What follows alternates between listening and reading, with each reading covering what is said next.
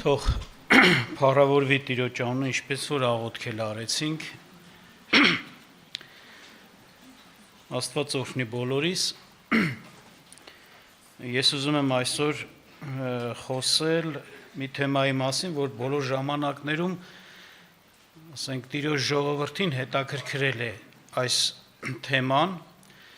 Խոսքը Գազանի թագավորության մասին է։ Առիթ է եղել որոշ չափով խոսել եմ, բայց ավելի մանրամասն այսօր կուզեմ խոսեմ։ Իրականությունն է հեսա, որ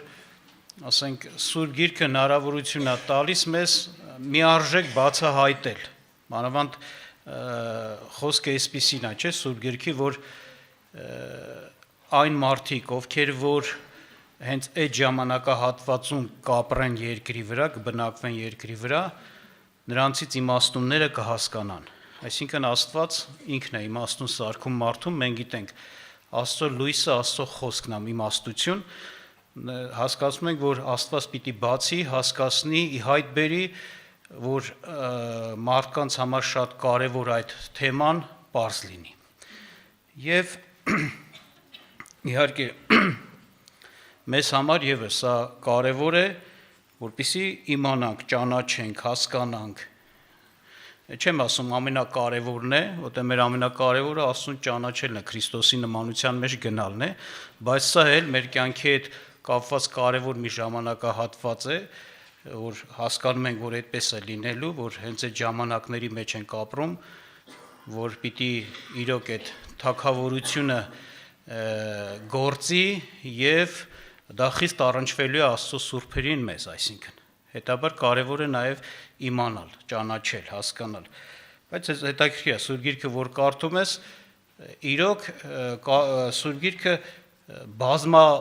բազմակողմանի, ասենց ասած, ապացույցներ է տալիս եւ բազմակողմանի բացահայտումներ է անում, տարբեր կողմից հայտ անելով, թե ինչպիսին է լինելու այս թագավորությունը եւ այս բաների ուշադրություն դարձնելով կարող է մարդը կողմնորոշվել իր ապրած օրերի մեջ։ Եվ ես հիշեցնեմ նախ, դուք գիտեք, ներկայացում է Սուրբ Գիրքը մի իրականություն, որ վերջի ժամանակներում Քրիստոսի գալուստից առաջ լինելու է այդպիսի թագավորություն, որը անվանվում է Գազանի թագավորություն, Նեռիկա, այսպես կարելի ասել։ Եվ ղեկավարը եւ իշխողը թագավորողը անվանվում է Սուրբ Գրքի կողմից Գազան, եւ նաեւ այդ պետությունը թագավորությունն է անվանվում Գազան։ Եվ ես կուզեմ ուշադրություն դարձնենք որոշ նրա կարևոր կողմերին, նրա աշխարհագրական դիրքին, նրա պետական կառուցվածքին, նրա մայրաքաղաքին, նրա սահմանադրությանը, օրենքներին, ներքին քաղաքականությանը, նրա արտաքին քաղաքականությանը եւ նրա պատերազմներին։ Մի քիչ քաղաքական տեսք եմ տվել, այսպես ասած, բայց բնութագրող բաներ պետությանը, այսպես կարելի ասել։ Նախ նրա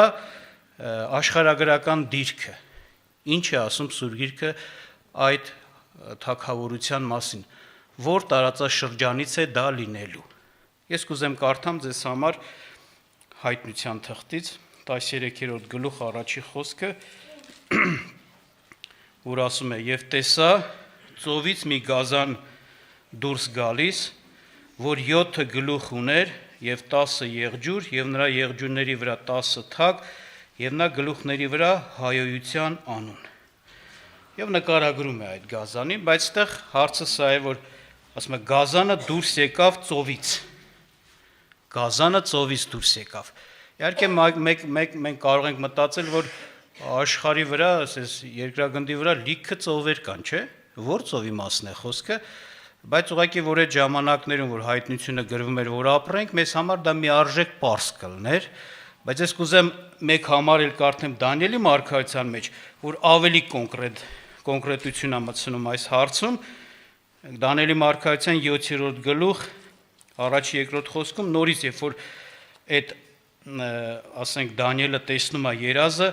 ինչ է գրած, ասում է Բաբելոնի Բաղդասար թագավորի առաջին տարին Դանիելը երազ տեսավ եւ իր անկողնում է իր գլխի տեսիլքները։ Հետո գրեց երազը, գլխավոր բանը ասեց։ Դանիելը խոսեց ու ասեց. «Գիշերը տեսնում էի տեսիլքում եւ ահա երկնքի 4 կողմերը հարձակվում էին մեծ ծովի վրա եւ 4 մեծամեծ գազաններ ելան ծովից տարբեր մեկը մեկից։ Ուրեմն այստեղ արդեն ասեց մեծ ծով, չէ՞։ Եվ ասենց ասեմ, միջերկրական ծովը հենց բանի, ասենք, առաջներում անվանվել է մեծ ծով։ Եթե թեկուզ դուք ունեք սուրբ գրքեր, որոնց հետևում աշխարհագրական քարտեզներ կան, տարբեր ժամանակահատվածների, կտեսնեք, միջերկրական ծովի վրա գրված է մեծ ծով, տակը փաղագծերով միջերկրական ծով։ Այսինքն առաջներում դա այդպես անվանվել, հետո է դա վերանվանվել միջերկրական։ Հասկացում ես, որ ասում է այդտեղից դուրս եկավ, այսինքն նա այդ ծովի տարածաշրջանի պետությունը, այդ հարակից երկրների պետություններից կազմված է թագավորությունը, այդ պետություններից է, այդ տարածաշրջանից է, ոնց որ ասած էսա Սուրբ Գիրքը ասում, ուրիշտեղ ման մի եկեք։ Այդ տարածաշրջան մեծ ծովից։ Ընդ որում որ ուշադրություն եք դարձնում, այդտեղ 4-ը, Դանիելը 4 կենդանների գազանների մասին չէ խոսեց։ Հետագային որ բացատրություն է տալիս, տեսնում ես իրոք այդ միջերկրական ծովի տարածաշրջանի երկրների, օրինակ ասում է, այս գազանը բաններ, ասենք հունաց չէ թագավորություններ, դուք գիտեք Հունաստանը այդ տարածաշրջանում Մարած, Պարսից, էլի այդ հարակից տարածաշրջան, այսինքն շատ հեռու մի գնացեք այդ տարածաշրջանը։ Այդ տարածաշրջանում, բայց այդտեղ իհարկե շատ բաներ կան, պետություններ կան, հիմա ավելի կոնկրետ ինչպես կարելի է հասկանալ, ավելի կոնկրետ, ոնց որ ասած, կառուցվածքն է մեզ հուշում, որ Սուրբ Գիրքը ցույց է տալիս որպես պետական պետություն, որպես թագավորություն, այս թագավորությունը ինչպիսի կառուցվածք ունի։ Եվ մյուս բանը պարզաբանումը կառուցվածքի պարզաբանումն է։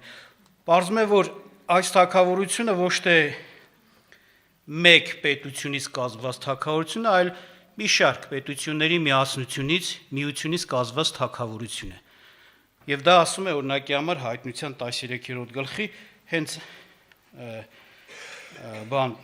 առաջի խոսքը, որ տեսանք, այսպես ներկայացվեց այդ գազանին, գազան, որը ուներ իր գլխին 10 թագեր, չէ՞, թագ։ Եվ հետագայում, երբ որ ներկայացվում է, թե ինչ էր խորհրդանշում դա, այդ թագերը 17-րդ գլխում է դա բացատրում, 17-րդ գլխի 12-ից 18 խոսքերում ասում է, եւ այն 10 եղջյուրները, որ տեսար, 10 թագավորներ են, որոնք դեռ թագավորություն չեն առել, այլ թագավորի պես կներեք իշխանություն են անում 1 ժամ այն գազանի հետ։ Սրանք մեկ կամք ունեն եւ իրենց զորությունն ու իշխանությունը կտան գազանին։ Սրանք պատերազմ կանեն գառի հետ եւ գառը կհաղթե նրանց, որովհետեւ տերերի տերը եւ թագավորների թագավոր։ Եվ նրանք, որ նրա հետ են, կոչված, ընտրված եւ հավատարիմ են։ Եվ ասաց ինձ. այդ ջրերը, որ տեսար, ուր որ պոռնիկը նստած էր,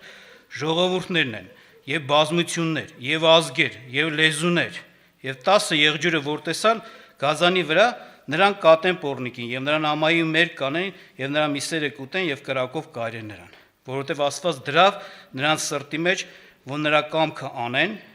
եւ միակամ լինեն եւ իրենց թագավորությունը տան գազանին, ինչեւ որ Աստծո խոսքերը կատարվեն։ Եվ կինը, որ տեսար, այն մեծ քաղաքն է, որ թագավորություն ունի երկրի թագավորների վրա։ Այստեղ կառուցվածքը կարելի ասել պետական կառուցվածքը նկարագրվեց։ Խոսվեց, որ թագավորներ կային, այսինքն պետություններ իրենց թագավորներով, որոնք միակամ են եւ հոժարակամ իրենց ոնց որ ասած թագավորությունը կհանձնեն, որ իրենց վրա գազանը թագավոր լինի։ Եվ ներկայացած, որ այդ պետության մեջ լիքը ազգեր կան, ժողովուրդներ կան, լեզուներ կան, չէ, եւ խոսեց նաեւ քաղաքի վրա մասին, որը ասում է իշխում է մեծ քաղաք, որը թագավորությունն է երկրի թագավորների վրա, այդպես է։ Իսկն այս ամեն ինչի ծերեմ է, սա թագավորությունների, պետությունների միություն է, ոչ թե մեկ թագավորություն է։ Եվ էլի ուրիշ բաներ կան, որ դա պարզաբանում են։ Տեղ կասում են ինքը գործեց, բայց ոչ թե իր զորությունով ուրիշներ իրան զորություն դարան այդ հարցում, համենայն դեպս։ Եվ բնական է, արդեն ավելի պարզ է դառնում այս առումով։ Պետություն, որը հարակից է միջերկրական ծովին, ավելի ճիշտ թագավորություն, եւ ընդ որում ոչ թե դա մեկ թագավորություն, այլ պետությունների միություն։ Այդ տարածաշրջանում հիմա մի հատ այդպիսի բան կա, ուրիշ չկա։ Որ ուսումնասիրենք, լավ կհասկանանք ով է, որն է։ Համենայն դեպս շարունակենք, հաջորդ կարևոր բանը, որ Սուրբ Գիրքը բնութագրում է, մայրաքաղաքի մասին է խոսում։ Այդ պետության մայրաքաղաքը ի՞նչն է, որն է եւ ինչպես է բնութագրված։ Երբ որ նկարագրում է Գազանին, նաև Սուրբ Գիրքը նկարագրում է Գազանի վրա նստած պոռնիկ կնոջը, այդպես է անվանում։ Կարմիր, ասենց ասած, ասենց կրակագույն Գազանի վրա նստած պոռնիկ կնոջ մասին է խոսում, եւ հետո այդ կնոջ խորհուրդը, այսինքն թե դա ինչ է իրենից ներկայացնում, դրա բացատրությունը տրվում է 10 Հայտնության 17-րդ գլխի 3-ից 6-ում խոսում է այդ Գազանի վրա նստած կնոջ մասին, պոռնիկ կնոջ։ Դուք կկարդաք, բայց ես կներկայացնեմ 18-րդ խոսքում, որ նոր կարդացի, այդ կնոջ բանը, ասենք, մեկնաբանությունը, կինը ով էր, ինչ էր հանդիսանում, ինչ էր խորհրդանշում։ Եվ կինը, որ տեսար, այն մեծ քաղաքն է, որ թագավորությունը երկրի թագավորների վրա, այդպես է անվանում։ Եվ հետագայում խոսում է այդ ասում է Բաբելոնը խորհրդով դրա անունը, այդ քաղաքի խորհրդով իհարկե, այդ քաղաքի անունը, այսպես է։ Այսպիսով, այո, կա մայրաքաղաք, որը կենտրոնն է այդ բոլոր, ոնց որ ասած, պետությունների համար, այդ միաբանության համար, եւ ինչպես է բնութագրում այս մայրաքաղաքը, խոսում է նրա մասին, որ այս մայրաքաղաքը կառուցված է 7 սարերի վրա։ Այդպիսի քաղաք է, աշխարհագրական դիրքը, ասենց ասեմ, 7 սարերի վրա կառուցված, 17-9-ում ասում է, այստեղ է այն միտքը, որ իմաստություն ունի, այն 7 գլուխը 7 սարերն են, որ կինը նրանց վրա նստած է։ Այսպես։ Եվ նաև այստեղ խոսում է մի կարևոր բնութագիր է տալիս նաև այս մայրաքաղաքի մասին։ Այստեղ են թափվել ամենից շատ, ասենց ասած, երկրի վրա, որտեղ որ նահատակվել են Աստծո սուրբերը, այս տեղում են, այս քաղաքում է եղել։ Եվ Հայտնության 17:6-ն ասում. «Եվ տեսա այն կինը արփած սուրբերի այրունով, եւ Հիսուսի վկաների այրունով, եւ որ տեսա նրան մեծ զարմանքով զարմացա»։ Ուրեմն արփած սուրբերի այրունով, Տիրոջ վկաների այրունով, այսինքն այդ այրուն խմող մի քաղաք է, տեղ է, վայր է, որտեղ շատ Տիրոջ զավակներ սուրբեր են նահատակվել, շատ, ասենց ասած աշկի ընկնող, զառնող, նշանի նման։ Եվ երրորդ բնութագիրը, որ նրա մայրաքաղաքի մասին խոսում է, դա նրա նորից աշխարհագրական դիրքի մասին է խոսում, այս քաղաքը միջերկրական ծովից երևում է, առափնյա քաղաք է, երևացող քաղաք է։ Ինչպես է դա երևում, Հայտնության 18-16-ից 19-ը, երբ որ կարդում ենք, տեսնում ենք, խոսում է նրա մասին, որ Բաբելոնը այս քաղաքը կործանվեց, Աստված դատաստան արեց եւ այսպիսի բան է ասում։ 18-16-ից 19-ում ասում է. «Վայ, մեծ քաղաք, որ բեհես եւ ծիրանի եւ որդան կարմիր է իր հագած եւ ոսկով ու ազնիվ քայլերով ու մարգարիտներով զարդարված, որտեղ մեկ ժամի մեջ այդչափ մեծությունը ավերակ եղավ։ Եվ ամեն նավավարները եւ ամեն ով որ նավով գնում են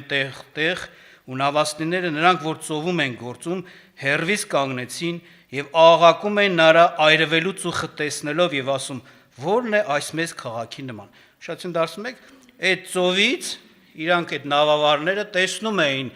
այդ դատաստանը, որ Աստված արեց այդ քաղաքի վրա, Բաբելոնի հետ կապված, նրանք այրման ծուխը տեսնում են եւ այդ են ասում. «Վայ, այս ոնց որ ասած, վայ, սուք էին անում»։ Որն է այս քաղաքի նման քաղաք։ Եվ զարմանում են, որ ինչպես եղավ մի արագ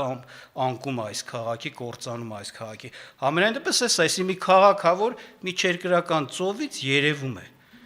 Օրինակ շատ եղել է ժամանակներ, անգամ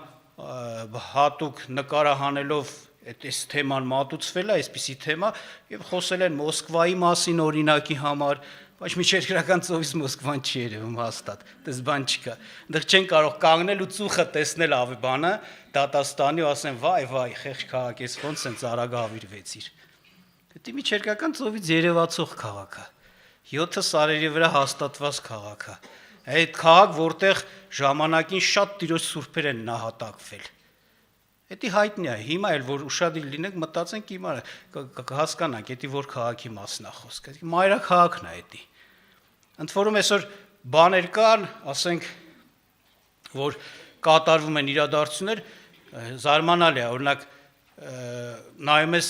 այդ տարածաշրջանում Եվրոպական միություն, իրանք օրինակի համար ունեն իրանց մայրաքաղաքը, չէ՞, գործադիր ոնց է մայրաքաղաքը, բայց լուրջ պայմանագրերը հենց միության ստեղծման, ասենց ասած, առաջին հենց բանը որոշում կարելի ասել, ինչը որ ստեղծվեց դա, կնքվել է օրինակ Հռոմում, բայց ոչ այդտեղ։ Հիմա նորից ինչ-որ բան է կատարվում, կարևոր ընդեղ են տալում, ստորագրում ու հաստատում։ Համենայն դեպս, Աստված օրհնի մեզ, իմաստություն ունենք։ Չորրորդ կողմը, որ այս պետությունը վերաբան անվում, այս թագավորությունը բնութագրում է նրա կարելի ասել օրենքներն ու սահմանադրությունները ինչպիսին են։ Նրա մեջ գործող, նրա բարոյական նկարագիրը, նրա մշակույթը նկարագրում է Սուրբ Գիրքը։ Եվ սա ենք տեսնում։ Սա մի պետություն է, մի թագավորություն է, որտեղ իրենց խաղաղ ու հանգիստ են զգում ամեն տեսակ պղծություն, չարություն, կեղտոտություն անող մարդիկ։ Այդպես է, այսինքն հասկանում ես այսպիսի բան, կարդամ ես այդ համարը, որ այս պետության օրենքներով պաշտպանված էին դրանց իրավունքները։ Սրանք իրանց այդտեղ ապահով են զգում։ Եթե ուրիշ պետության մեջ օրինակի համար միասեռականները, օրինակ եմ ասում, հա, այնտեղ, ասենց ասած, թույլ չեն տալի, ժողովուրդն է հակառակվում, պետությունը եսի իրանց համար հնարավորություն չի ստեղծել, հակառակ մի բան էլ գուցե հանդիմանում է իրար օրենքներով թույլ չի տալու, ստեղ ասում է իրանք ապահով էին։ Իրանց էդի բնակության վարներ, իրանց հանգստության տեղներ, այսինքն պաշտպանված էին։ Օրենքները այդպիսին էր։ Իսկն այս ինչպես է դա երևում, օրինակ կարդամ ձեզ համար 18-րդ գլուխ հայտնության, նույն 1-ից 2 խոսքերը այսպես է ասում. Եվ սրանից հետո տեսա մի հրեշտակ երկնքից վայր գալիս, որ մեծ իշխանություն ուներ, եւ երկիրը լուսավորվեցավ նրա փառքիցը։ Եվ զորությամբ աղաղակեց մեծ ձայնով ասաց. Ընկավ մեծ Բաբելոնը, եւ եղավ դևերի բնակության, ամեն պիղծ հոգու արգելանոց, ամեն անսուրբ եւ ատելի թրջունի վանդակ։ Ոչ թե բռնել են ընդեղ իրանց ճնշում են այս անսուրբ պիղծ թրջունային, իսկ ընդեղ իրանք ապահով ու հանգիստ են զգում։ Ես պաշտպանված տեղներ, բայց դա որտեղից է պաշտպանված պետության կողմից։ Օրենքները այդպիսին էին։ Բացի դրանից դրանք դա մի թագավորություն է, որը նպաստում է, որպեսզի այդպիսի պիղծերը առաջ գնան, զորանան, ծնվեն անգամ, լինի, միջավայրը նենց է դաստիարակում կամ օրենքները նենց են դրված, որ դա մարդիկ անգամ ոնց ասած այդ պղծությամբ ապղծվում են, ծնվում են, այսպես կարելի ասել, իշից է դա երևում հայտնության 17-րդ գլուխ 4-ից 5-ում ասում է այդ կնոջ մասին, որ Բորնիկ կնոջ կամ այդ քաղաքի մասին խոսելիս ասում է, եւ այդ կինը, որ ծիրանի եւ կարմիր էր հագած եւ ոսկով ու պատվական ակունքներով ու մարգարիտներով զարդարված, մի ոսկե բաժակ ուներ իր ձեռքում լիքը գարշություններով եւ պիղծ պոռնկությունով, եւ նրա ճակատին գրված էր մի անուն՝ Խորհուրդ մեծ Բաբելոն, պոռնիկների եւ երկրի գարշելիների մայր։ Մայր, այսինքն ինչ անող, ծնող, ստեղծող, առաջ բերող, այսպիսին էին։ Այսինքն այս պետության, ասենք ասած, բարոյականությունը, սահմանադրությունը, օրենքները, թե ինչ էին պաշտպանում, ինչ իրավունքներ, այդպիսիներ էին։ Նպաստավոր պայմաններ ստեղծել, որ մարդիկ այդ պղծության մեջ գնան, զորանան, ծնվեն դրանք, այդպիսիներ այդտեղ, ոնց որ ասած, առաջանան։ Մյուս կարևոր բանը, որ կուզեմ ուշադրություն դարձնեք, այս պետության բյուջեն է, տնտեսությունը։ Դա էլ է Սուրբ Գիրքը ներկայացնում, ինչպիսի տնտեսություն ուներ, ինչպիսի կարողություն ուներ, տեսնում ենք, որ սա սովորական մի պետություն չէր, թագավորություն չէր, ուղղակի իր սովորական համեստ միջոցներով չէ, աշխարհակալ, ասենց ասած, մեծ տնտեսությունով, մեծ հարստությունով, մեծ առևտուրով թագավորությունը։ Անկամ այն կարգի մեջ, որ շատերը ձգտում էին, որպեսզի նրա հետ առևտրի մեջ, գործարքի մեջ լինեին, որպեսզի հարստանային նրա հարստությունով։ Այդպես է ասում Սուրբ Գիրքը, կարդամ ձեզ համար 18-րդ գլուխ 12-ից 16 խոսքերը, կարդացել ինչ որտեղ կարող եք դուք հիշել, որ չէ, ավելի ճիշտ կարդամ, Ոսկի եւ արծաթ եւ պատվական ակունքների եւ մարգարիտի եւ բեհեզի եւ ծիրանի եւ մետաքսի եւ որդան կարմիրի ապրանք եւ ամեն խնկի փայտ, ամեն փողոսկորյա անոթ, ամեն ազնիվ փայտից եւ պղնձից երկաթից ու մարմարիոնի սինած անոթ եւ կինամոն եւ խունկեր եւ յուղ եւ կնդրուկ եւ գինի եւ ձեթ եւ նաշի եւ ցորեն եւ արչարներ եւ ոչխարներ եւ ձյանք ու կառքեր եւ մարմիներ ու մարդկանց հոգիներ եւ սրանք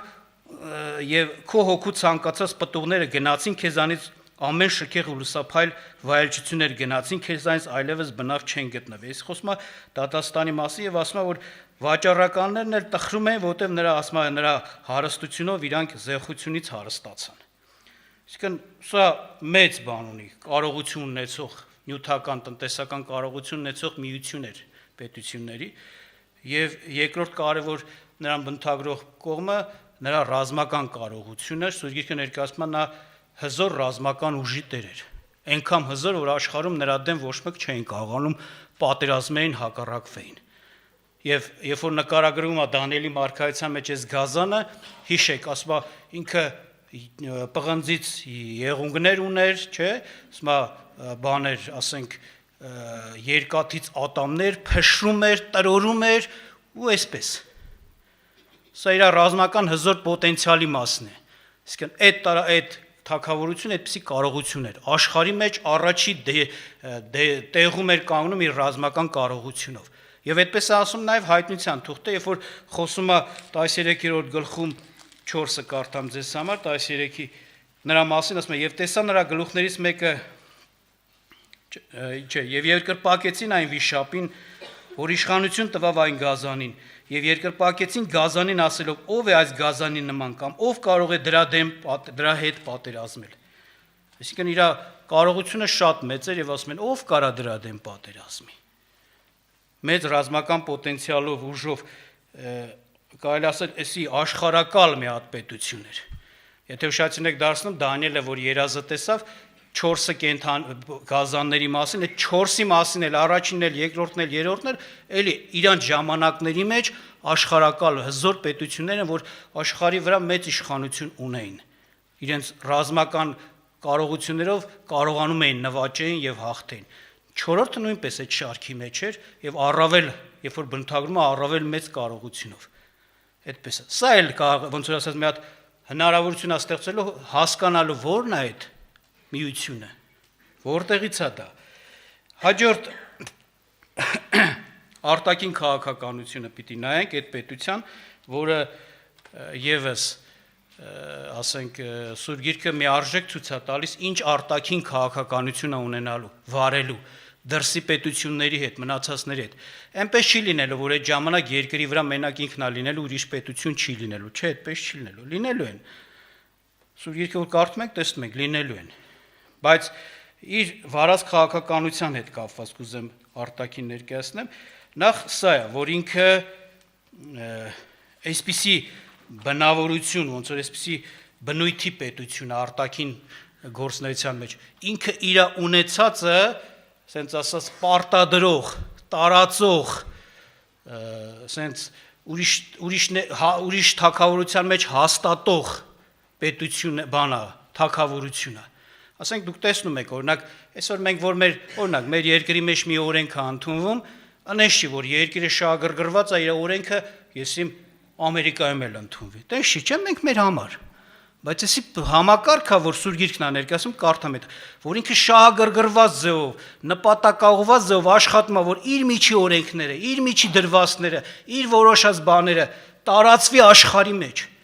Ով որ էլ բան չանի, ստիպի, բռնանա, այսպիսի արտաքին քաղաքականություն է ինքը ունենալու։ Եվ իր միջի օրենքներն ու դրվածքները մենք տեսանք ինչ օրենքներ ու դրվածքներ են, չէ՞, որ ներկայացրեցի։ Անբարո չար օրենքներ, իրավունքներ էր սանվավում մեղքի չարության պղծողների համար, ու փաստորեն այդ իրավունքները պիտի ինքը ստիպի ընդունել տա ժողովուրդներին, ազգերին, թագավորություններին, այդպես է ասում Սուրբ Գիրքը։ Այդպիսի բան երկրի վրա չկա համարյա։ Այսօր էլ հենց հիմնականում նորից եմ ասում, պետությունները իրենք իրանց համար են օրենք ընդունում, իրանք չեն ընդունում ուրիշ պետության մեջ տարածելու համար, բայց էսի տենց է անելու։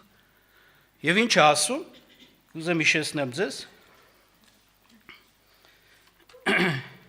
օրինակ նու կարդացինք էլ, բայց հիշես Հայության 17-րդ գլուխ 2-ից 5 խոսքերում ներկայացնում է, որ կամ 18-ից լավ կարդամ, 18-ի 3 խոսքը նույն բնույթի է, որովհետև նրա պոռնկության բարկության գինուցը խմեցին բոլոր ազգերը եւ երկրի թագավորները նրա հետ պոռնկացան։ Ուրեմն խոսում է նրա մասին, որ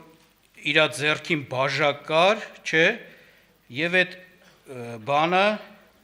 խմես նաեւ ինքը այդ բաժակը խմեցնում էր, տալիս էր երկրի թագավորներին, նրա բնակիչներին, ասում եմ, նրա պոռնկության գինով երկրի թագավորներն ու բնակիչները ինչ արեցին, արփեցան։ Այսինքն խմել էր տալիս, ստիպել էր տալիս, տարածում էր։ Այս տիպի քաղաքականություն արտաքին ուներ։ Բացի դրանից հասկանում ենք նաև այսպիսի բան, որ նա գործում էր, նրա արտաքին քաղաքականության մեջ հիմնական գծերից մեկը նաև էս էր։ Նա գործում էր այսպես Բաբելոնի խորհրդի ծրագրով, որտեղ ստեղ կարդացինք, չէ, Բաբելոն խորհուրդ մեծ Բաբելոնի, չէ։ Իսկ Բաբելոնի խորհուրդը ինչ էր այն ժամանակ, դուք հիշում եք, այսօրվա լեզվով ասեմ, գլոբալիզացիա։ Տենց չէր։ Միաբանել, որպեսզի երկրպագվի։ Միաբանել, բարձր կոչվել եւ Աստծուն հակառակ։ Այսօր, այսինքն այս պետությունը գլոբալիզացիայի ջատագովն է լինելու։ Գլոբալիզացիա ստեղծողն է աշխարհի մեջ։ Այդ միասնությունը աշխարհը մեկացնելու ծրագրով է գործելու եւ ասենց ասած շեշտված հակաստվածային իր բանով քաղաքագործունեությունով ուղղակի այնցնես միաբանություն չի ստեղծում։ Միաբանությունը Աստծո դեմ ինչպես որ Նեմրութը ստեղծեց, Բաբելոնի առաջին թագավորը։ Այսպիսի արտաքին քաղաքականություն ունի նա։ Եվ բացի դրանից նրա արտաքին քաղաքականության մեջ մտնում է նաև աշխարհի մասշտաբով մարդկանց համարակալումը, որ նույնպես այդ գլոբալիզացիայի մեջ է մտնում։ Դուք գիտեք, Հայտնության 13-րդ գլուխ 16-ից 18 խոսքերը շատ են կարդացել, դուք գիտեք, հիշում եք, որ այո, այդ թագավորության նախաձեռնությունն է եւ ասում է ստիպում էր մեծերին, փոքրերին, հարուստներին, աղքատներին, ազատներին, ծառաներին բոլորին, որպեսզի մարդու համարը չեն ընդունեն կամ եւ այլն, դե խոսում են ինչ։ Այսինքն մարդու համարակալումը այս կենտրոնից է գալիս։ Նրանց քաղաքականությունն է արտաքին։ Ծրագրով իրանց, ասենք, հակաստվածային ծրագրի մի մաս կազմող։ Այսպես է։ Սա էլ իր արտաքին քաղաքականությունը, որ տեսնում ենք, ինչպիսի քաղաքականություն էր վարում, եւ նաեւ այդ քաղաքականության շնորհիվ Սուրբ ներկայացնում է, որ ինքը պիտի ժամեր ու ժամանակները փոխի, բարոյական չափանիշներ փոխի, գիտեք, չէ, ժամանակների մեջ ինչ որ ամոթալ էր, հիմա որ հանկարծ նկատում ես, տեսնում ես, դրան արդարացնող նախադասությունը սա է, դե Եվրոխորհուրդ ենք մտել։ Փոխվել է ժամանակն, թե այն ժամանակ էսի անպատվություններ, չարություններ, դատելի էր, հիմա այս պատճառով կարծես թե փոխող բան կա, որ էսի արդեն համարում է ընդունելի, նորմալ եւ այլն։ Եվ Դանիելի 7:25-ում ասում է ինքը հենց պիտի խորի այս բաները անել, ժամերն ու ժամանակները փոխել, օրենքները փոխել եւ սա իր ձեռը պիտի տրվի։ Այսինքն հաջողվելու է։ Այսինքն այս թագավորությունը մի հատ նենց աշխատանք է տանելու իր գործը այնպեսին աշխարհի վրա ազդեցություն, որ իրոք անենց փոխվելու են այդ բաները, չափանիշները, բարոյական չափանիշները, սկզբունքները եւ այլն, գլխի վրա շրջվելու են։ Այն ինչ որ չար ու պիղծ էր գովելի են դառնալու, այն ինչ որ լավն էր, բարի էր, հիմա ամոթալի է դառնալու։ Իրավունքով, օրենքով իրանց դրած, ասենց ասեմ, իրանց ստեղծած բաներով։ Սա տենում ես մարդիկ ասենց ասած բարոյական, նորմալ, ասենց ասած արվեստագետներ են, չեն գնահատվում։ Բայց մի հատ աննորմալը, որ ասենք չարություններ նկարագրում իր արվեստի միջոցով ներկայացնում են, գնահատվում, բարձրացնում միլիարդատեր ու միլիոնատեր են սարքել։ Բոլորին էլ ասում են ձգտեք նրան նմանվեք, փողը դրա մեջ է։ Փոխվավ։ Փոխվելու բանն էլ կենտրոնն էլ այդտեղից է, այդ պետությունն է գործանում, այդ ավելի ճիշտ թագավորությունը։ Եվ վերջի բանը, որ ասենք պիտի ուշադրություն դարձնենք, նրա հիմնական պատերազմներն են ցույց տալիս այդ պետությունը որն է, այդ ավելի ճիշտ թագավորությունը։ Եվ Սուրբ Գիրքը ներկայացնում է երկու տեսակ պատերազմ, աշխարհի մեջ պատերազմներ եւ Աստծո դեմ պատերազմ, որ նա ունենալու է Աստծո եւ Աստծո սուրբերի։ Դանիելի մարգարեության 8-րդ գլուխը, որ կարդում ենք, կարդամ ձեզ համար 9-ից 12-ը։ Ասում է, եւ նրանցից, երբ որ նկարագրվում է այդ գազանի հետ կապված բան, ասենք, տեսիլքը, ասում է, եւ նրանցից մի փոքր եղջյուր դուրս եկավ եւ նա չափազանց մեծացավ դեպի հարավ, դեպի արևելք եւ դեպի փառավորը։ Դեպին ինչ է նշանակում, տակա հեսա կարդալուց կերևա։ Դեպին նշանակում է նրանց դեմ, հանդեպ, պատերազմ ուներ։ Եվ ասում է, եւ մեծացավ մինչեւ երկնքի զորքը եւ գցեց գետին այն զորքից եւ աստղից եւ նրանց կող տվավ։ Եվ մինչեւ զորած իշխանը բարձացավ եւ նրանից վեր առավ մշտնջենականը եւ կործանվեցավ նրա սրբարանի բնակարանը։ Եվ մեկ զոր տրվեցավ մշտնջենական զոհի հետ ամբարիշտության համար եւ ճշմարտությունը գցեց գետին եւ անում էր ու հաջողվում։ Տեսնում եք, դեպին է տա նշանակում պատերազմ, հակառակություն։ Եվ այստեղ ուշադրություն դարձեք, երկրի վրա եղած պատերազմի մասին խոսեց երկրավոր, ասենք տարածաշրջանային ինչ-որ եւ Աստծո դեմ։ Չափազանց մեծացավ դեպի հարավ, դեպի արևելք եւ դեպի փառավորը։ Դուք գիտեք, հայտնի Դանիելի մարգարեության մեջ նաեւ այս թագավորությունը անվանում է հյուսիսի թագավորություն։ Եվ հարավ ունեցած պատերազմը, այսինքն այս թագավորության պատերազմը հարավի դեմ էր։ Ընդ որում Դանիելի մարգարեությունը, որ կարդում եք, հասկանում եք այսպիսի բան։ Այդ պատերազմը ոչ թե մենակ ների ժամանակ է եղել, այդ ների ժամանակում ուղղակի իր շարունակությունն է գտել։ Խոսում է, չէ, եթե կարդացածն եք, կտեսնեք, խոսում է, որ անդադ հարավի թագավորը, հյուսիսի թագավորը գնաց հարավի վրա եւ այլը։ Հետո վերջի ժամանակներում ասում է մի հատ ուրիշ թագավոր հյուսիսից դուրս կգա ու խոսում է նորից նրա պատերազմների մասին հարավի դեմ։ Այսօր հարավ այդ ոնց որ ասած այդ տարածաշրջանի հարավ մասը, հյուսիս, որ նայում ես այդ միջերկրական ծովից դեպի բարձր հյուսիս եւ հարավ այս կողմի նայում ես այս այն պատերազմներն, որ այսօր կան բանի վրա,